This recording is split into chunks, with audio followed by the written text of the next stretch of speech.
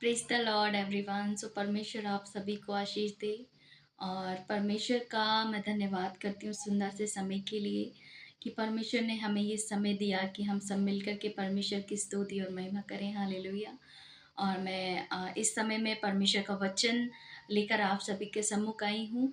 और मेरा विश्वास है कि जितने जन परमेश्वर के वचन को देखेंगे सुनेंगे वे सब बरकत पाएंगे, आशीष को पाएंगे। हालेलुया।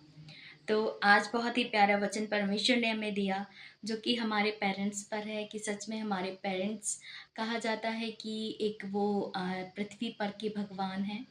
और सच में उनको परमेश्वर का दर्जा क्यों दिया जाता है, क्योंकि परमेश्वर ने माता पिता के बारे में कुछ खास बात कही है यहाँ पर।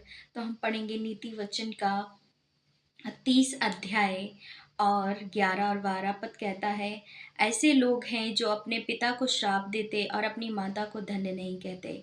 ऐसे लोग हैं जो अपनी दृष्टि में शुद्ध हैं तो भी उनका मैल धोया नहीं गया। हालेलुया। यहाँ पर मेरे प्रियो परमेश्वर का पवित्र वचन कह रहा है कि जो लोग अपने माता पिता को श्राप देते हैं, उनको तुच्छ जानते हैं, उनको परमेश्वर कभी क्षमा नहीं कर सकता, क्योंकि परमेश्वर ने हमें एक ज़रिया दिया है, एक हमें दुनिया में आने का एक ज़रिया दिया है। मैं बताना चाहती हूँ कि परमेश्वर ने जब सबसे पहले आदम और हव्वा को बनाया तो क्यों बनाया, क्योंकि उनसे ही हमारी जाति, हमारी मनुष्य की जो पीढ़ियाँ हैं वो बन सकें। इसीलिए परमेश्वर ने सबसे पहले आदम और हव्वा को बनाया। उसके बाद में हम उन्हीं की पीढ़ियों के द्वारा हम सब जन्मे और सब पृथ्वी पर आए हैं। हालेलुया।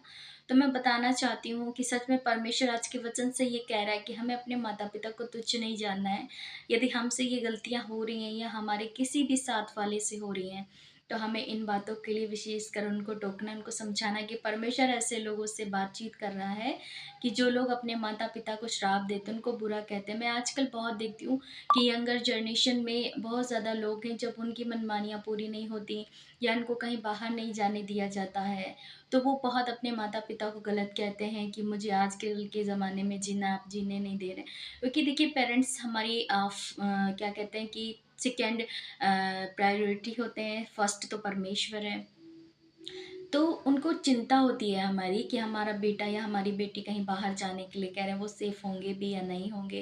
तो परमेश्वर यहाँ पर हमें इन चीज़ों के लिए बता रहा है, अलर्ट कर रहा है कि ऐसा हम ना करें। ऐसे लोग हैं जो अपने पिता को श्राप देते हैं।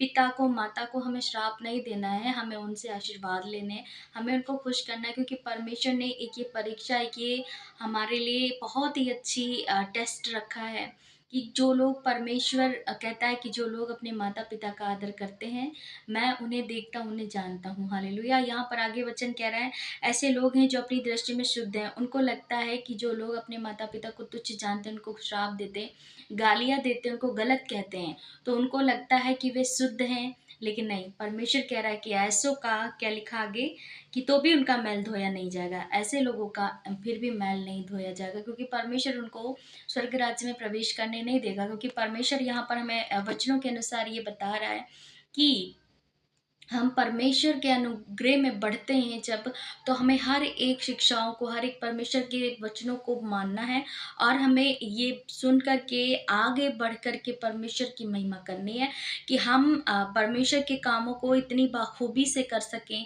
कि परमेश्वर हमें हर एक कामों के लिए हर एक समय में हमारी अगुवाई कर सके। जब परमेश्वर के वचनों में, परमेश्वर के अनुग्रह में हम नहीं चल पाते, तो परमेश्वर हम पर दया नहीं करता है। कि उसका वचन लिखा है कि धन्य है वे लोग जो परमेश्वर को बिना देखे ही विश्वास करते हैं, जो दुष्टों की युक्ति पर नहीं चलते हैं। हालेलुया।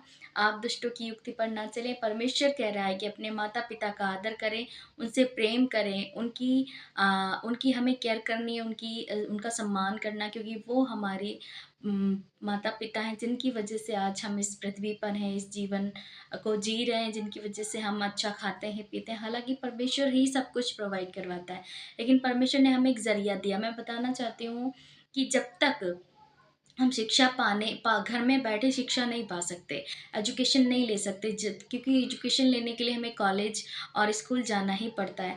ऐसे परमेश्वर ने ज़रिया बनाए हैं कि हम माता पिता के ही द्वारा इस दुनिया में आए और हम हर एक चीज़ को सीखें और परमेश्वर के पवित्र वचनों के हिसाब से चल सकें। हालेलुया।